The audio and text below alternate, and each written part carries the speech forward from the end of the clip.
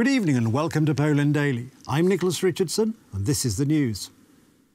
With the participation of President Andrzej Duda, Minister of Defence Mariusz Błaszczak and Prime Minister Mateusz Morawiecki, the Ministry of Defence and the Armed Forces gave a briefing on the eve of the NATO summit in Vilnius. You are the main argument that Poland brings to the alliance. You build the Polish position and the strength of NATO, President Andrzej Duda said. Together with more than 170,000 subordinate soldiers, you are the main argument and strength that Poland brings to the North Atlantic Alliance. You are building Poland's position in NATO. Our goal, our aspiration, is that we should be neighbors with an independent Ukraine, not part of Russia. Hence our support and our aspiration that the Russian Empire will not be rebuilt, because we are aware of the fact that whether it was white, this Russian Empire, the Tsarist Empire, or the Red Communist Empire, or now that there is an attempt by Putin to rebuild the empire, it has always brought evil. The fact that today the entire NATO is united, acting as one fist against this aggressor, is a great defeat for Putin, a great defeat for the Kremlin, and a great victory for all of us members of the Pact, the North Atlantic Alliance. We also look to the Vilnius summit with great hope. First of all, from my perspective, I would like to see a plan worked out as soon as possible for Ukraine's accession to NATO and the inclusion of Ukraine in the maximum broad security guarantees. Ukrainian mother of 5, Mirka Kloss, and her husband watched their home reduced to rubble after the building they lived in was hit by a Russian missile in western Ukraine. The family from Lviv ran towards the shelter after the first missile hit their neighbourhood. It was night. The air raid siren went off. The noise of shattered glass. We knew that death was chasing us. I put shoes on my children very hastily. One of my children had winter boots and a sweater on. I dressed my children in what was hanging in the corridor. The building reverberated. It felt like an earthquake. The building was groaning. We were trembling and children started to shout in distress. I was looking at their faces and did not know whose face I wanted to remember. I did not know whom I will probably never see again. We knew that our house was targeted. Minutes later, a Russian missile slammed into a residential building on Thursday, killing 10 people. The roof and top floor of the building were destroyed in what Lviv's mayor called the biggest attack on civilian infrastructure in Lviv of the war so far. Kloss said the missile hit before her family reached safety. Lying on the ground in the nearby park, the family watched as the missile destroyed their home. National police said that 45 people, including 3 children, had been injured. The attack damaged 35 residential buildings, an office complex, a student campus, a school, and several dozen cars. It is now known for sure that Ukraine will not receive an invitation to join NATO at the Vilnius summit. United States President Joe Biden has confirmed that it is too early for that, and NATO Secretary-General Jens Stoltenberg has made it clear several times that as long as the war continues, admitting Ukraine is not possible.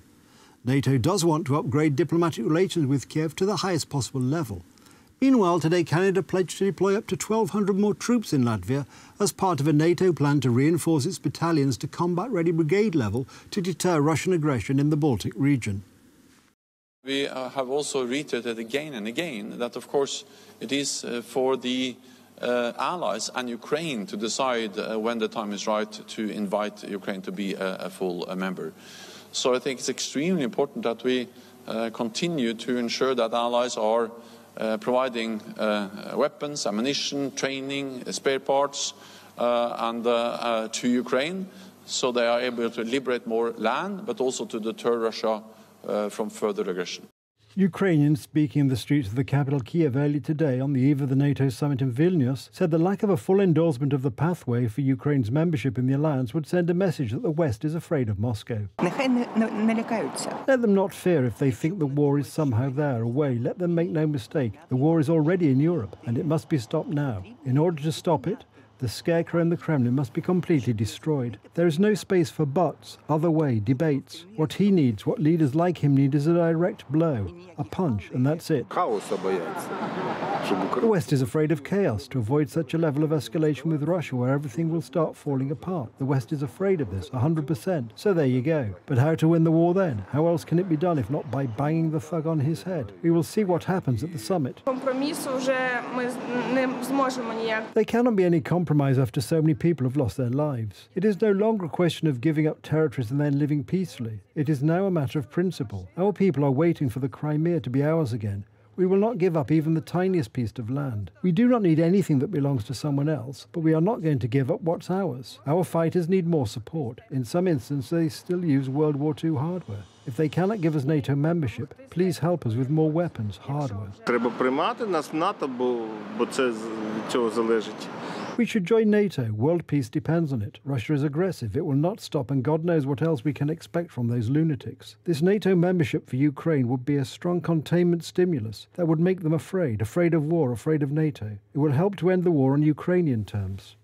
This is part of a $2.6 billion investment we are announcing today, which also includes the purchase of critical weapons systems and support for intelligence and cyber activities.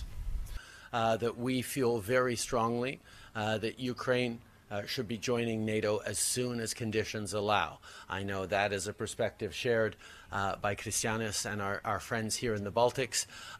It is not as unanimous across NATO to be exactly that strong, but I know there is a deep commitment to Ukraine's security and to Ukraine's future, shared by all members of NATO. Canadian Prime Minister Justin Trudeau was visiting Latvia ahead of a NATO summit in the nearby Lithuanian capital Vilnius on July the 11th to the 12th. Trudeau made the announcement at a joint press conference with his Latvian counterpart, Krišjānis Kariņš, at the Adalsi military base in Latvia after an agreement was signed. Canada leads a NATO light battalion in Latvia, currently 1,700 strong, intended to expand into a larger response force should Russia invade NATO territory. But NATO had already said the force, along with similar battalions in Estonia, Lithuania and Poland, would be strengthened to become combat capable. Earlier today, United States President Joe Biden arrived in the United Kingdom on the eve of the NATO summit in Vilnius, where he was received by King Charles III during a reception at Windsor Castle. Biden also met UK Prime Minister Rishi Sunak.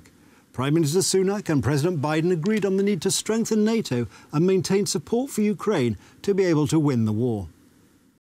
Biden, who skipped the King's coronation in May in line with the long-standing practice of United States presidents, was expected to discuss climate change in Windsor, a cause on which King Charles has campaigned for more than 5 decades.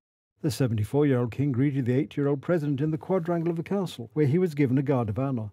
The US president was also welcomed at 10 Downing Street by UK Prime Minister Rishi Sunak. Great for us to carry on our conversations, which we were having just a month or so ago, it feels like, in the White House, where we signed the Atlantic Declaration, the first of its kind economic partnership, which I know we'll be talking about today. How do we strengthen our cooperation and joint economic security to the benefit of our citizens? Good to be back. You know, we've only been meeting once a month. We've met in San Diego, Belfast, Hiroshima, Washington, here, and couldn't be meeting with a closer friend and a greater ally. And we've got a lot to talk about. Biden is in the UK at the start of a 3-nation trip which will include the NATO summit in Lithuania, at which allies will aim to show solidarity with Ukraine against Russia's invasion while not yet accepting Kiev as an alliance member.